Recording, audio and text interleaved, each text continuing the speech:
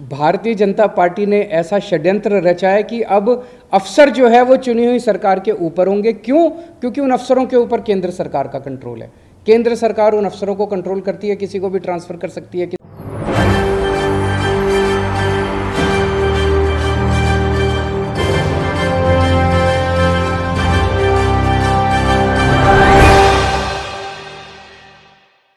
नमस्कार, SPN9 news देख रहे हैं आप। आपके साथ मैं हूं मानसी जायसवाल। अरविंद केजरीवाल मोदी सरकार द्वारा लाए गए अध्यादेश के खिलाफ यहां पर विपक्षी पार्टियों को एकजुट करने की कोशिश कर रहे हैं और तमाम विपक्षी पार्टियों का साथ उनको मिलता हुआ भी नजर आ रहा है।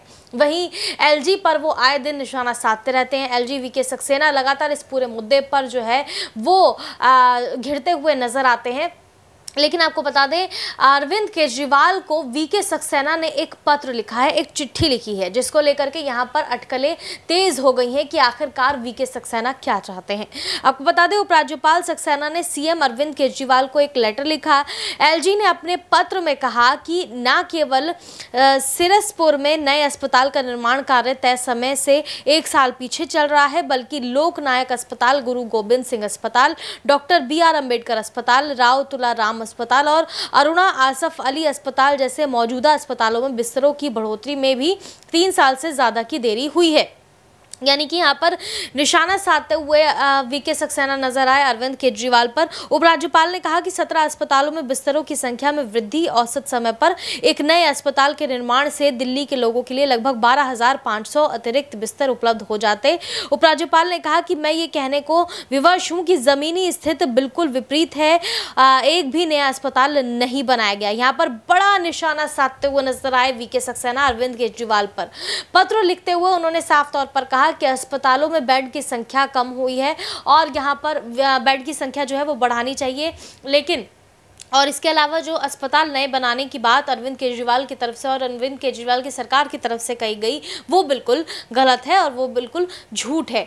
ज़मीनी स्तर के जो चीज़ें हैं वो बिल्कुल इससे विपरीत है। ये बात कहते हुए VK सक्सेना नजर आए। लेकिन आपको बता दें, इससे पहले अरविंद केजरीवाल ने दिल्ली में चल रही कानून व्यवस्था को लेकर के LG पर निशाना साधा था, VK सक्सेना पर निशाना साधा था। इससे पहले अभी हाल ही में उन्होंने VK सक्सेना पर निशाना साधते हुए प्रेस कॉन्फ्रेंस में क्या कुछ कहा था, सुनिए।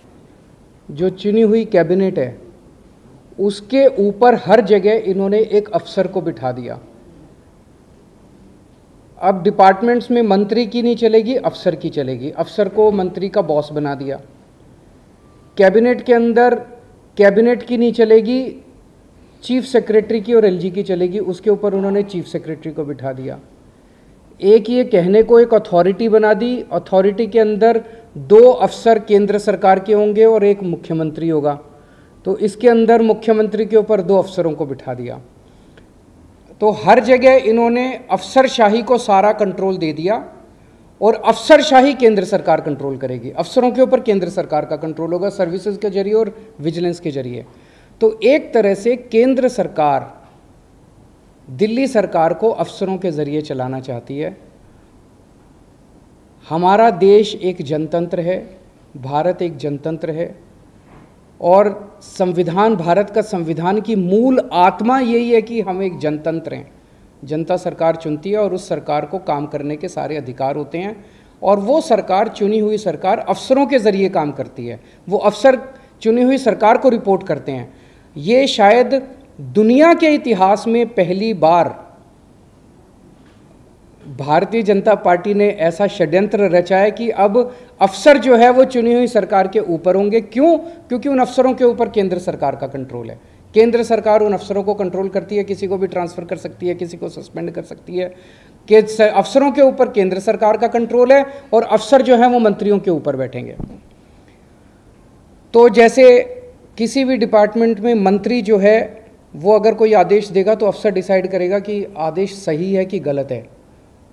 अगर अफसर को लगता है कि आदेश सही नहीं है, अगर वो, तो ये बहाना मार के कि वो अफसर आदेश सही नहीं है, वो अफसर आदेश मानने से इनकार कर सकता है। सरकार कैसे चलेगी ऐसे? हम मान लो कहते हैं कि 2 स्कूल बनाने हैं, अफसर कहते हैं नहीं, इस दिल्ली में स्कूलों की ज़रूरत नहीं है। अगर अफसर लिख दे फाइल पे दिल्ली में स्कूलों की ज़रूरत नहीं है तो स्कूल नहीं बनेंगे।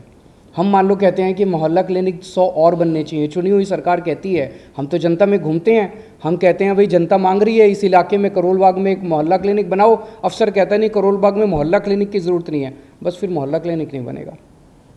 हम कहते हैं यहाँ पे पानी गंदा आ रहा है, अफसर लिख देता है पानी ठीक आ रहा है, बस पानी ठीक आ रहा है, फिर अफसर ने लिख दिया पानी ठीक आ रहा है। फिर हम कहते हैं यहाँ पे गंदगी बहुत ज़्यादा हो गई है, अफसर कहता है नहीं गंदगी नहीं है, सही है, तो बस फिर सही है।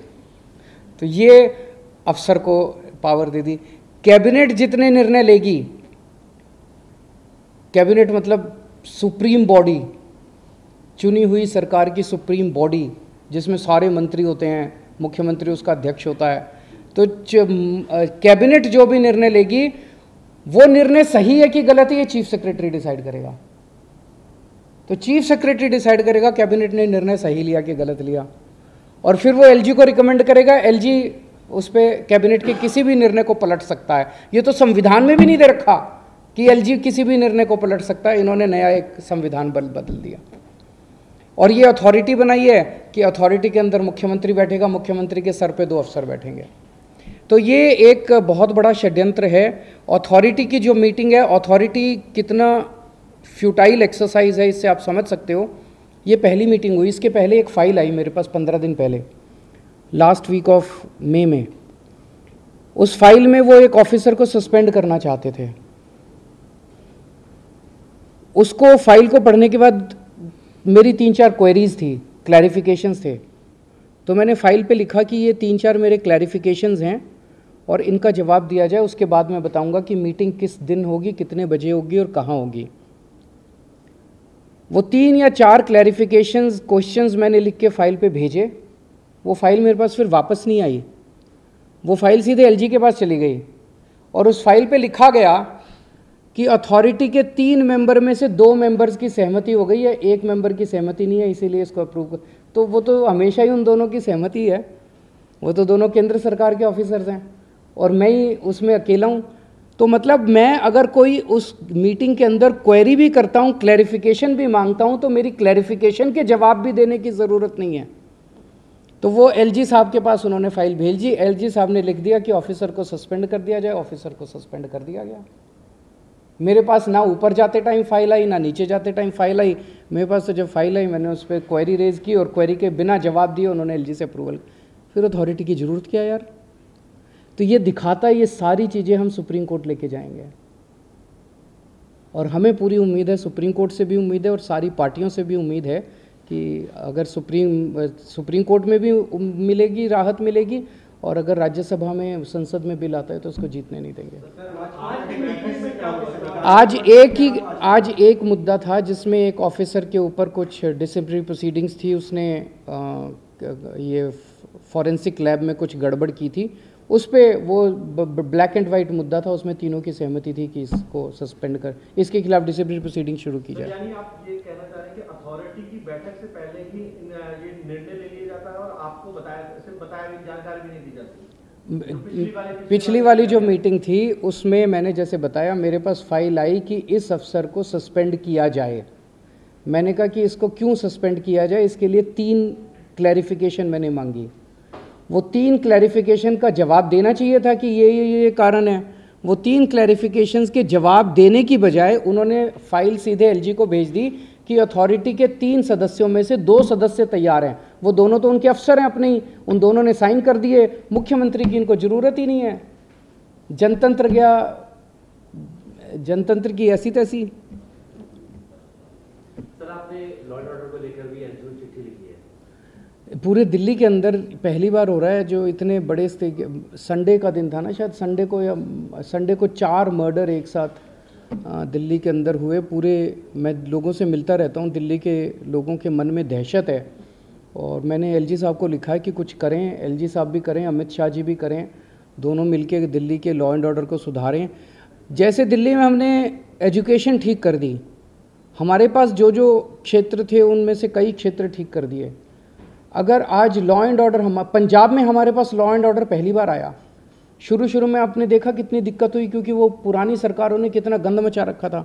आज पंजाब लॉ एंड ऑर्डर के मामले में दिल्ली में टॉप के 1-2, इंडिया टुडे का शायद सर्वे आया था, टॉप के स्टेट्स में माना जाता है। लॉ एंड ऑर्डर इतना शानदार कर दिया हम लोगों ने पंजाब के अंदर। दिल्ली में अगर लॉ एंड ऑर्डर हमें दे दिया जाए, अगर पुलिस का कंट्रोल हमें दे दिया जाए, दिल्ली के अंदर देखिए हम कितना अच्छा लॉ एंड ऑर्डर करके दिखाते हैं। तो एलजी साहब को मैंने लिखा, पहले थाना लेवल कमिटीज़ होती थी हर विधानसभा के अंदर, हर थाने के ऊपर।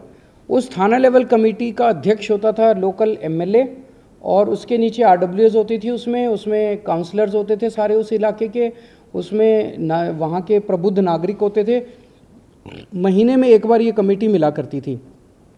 इस कमेटी को रिवाइव करने की ज़रूरत है। 2013 में जब से हमारी सरकार बनी 15 में, तब से ये थाना लेवल कमेटी को डिसबैंडमेंटल कर दिया गया था। इसको दोबारा रिवाइव करना चाहिए। सर 23 तारीख को विपक्ष की एक मीटिंग है सर, कांग्रेस का स्टेट से क्लियर नहीं हो पा रहा है, इसको लेकर आप क्या सोचते हैं? इस कांग्रेस से मैं उम्मीद करता हूँ सारी पार्टियाँ पूछेंगी उस मीटिंग में, भाई आप अपना स्टैंड बताइए। और मैं समझता हूँ कि सबसे पहला उस मीटिंग का सबसे पहला एजेंडा होगा अध्यादेश, कि दिल्ली के अंदर जनतंत्र को ख़त्म करने के लिए, और मैं वहाँ सारी पार्टियों को समझाऊंगा, टेक्निकली भी कॉन्स्टिट्यूशन लेके जाऊंगा, मैं संविधान लेके जाऊंगा, कि आप ये ना समझें कि ये दिल्ली आधा राज्य है इसलिए दिल्ली के बारे में ये अध्यादेश आया है। ये अध्यादेश तमिलनाडु में भी आ सकता है, ये अध्यादेश महाराष्ट्र में भी आ सकता है, वेस्ट बंगाल में भी आ सकता है, पंजाब में भी आ सकता है। कंकरेंट लिस्ट की जितने सब्जेक्ट्स हैं, केंद्र सरकार अगर अब इसी तरह का अध्यादेश लाती है तो फुल स्टेट्स के अंदर भी कंकरेंट लिस्ट के सब्जेक्ट्स को वो ख़त्म कर सकती है। इलेक्ट्रिसिटी हो गया, एजुकेशन हो गया, कई सारे सब्जेक्ट्स हैं कंकरेंट लिस्ट के अंदर जिनको इस किस्म का अध्यादेश लाके फुल स्टेट्स के अंदर खत्म किया जा सकता है। तो सुना आपने किस तरीके से वीके सक्सेना पर अरविंद केजरीवाल निशाना साधते हुए नजर आए। अब इसी के मद्देनजर वीके सक्सेना ने भी अरविंद केजरीवाल पर पत्र लिख करके बड़ा हमला बोला है। बहरहाल आरोप प्रत्यारोप का जो दौर है वो लगातार जारी है। आप इस पूरे मामले पर क्या सोचते हैं हमें कमेंट करके जरूर बताएं। देश और दुनिया की तमाम बड़ी खबरों के लिए देखते रहिए SPN9 न्यूज।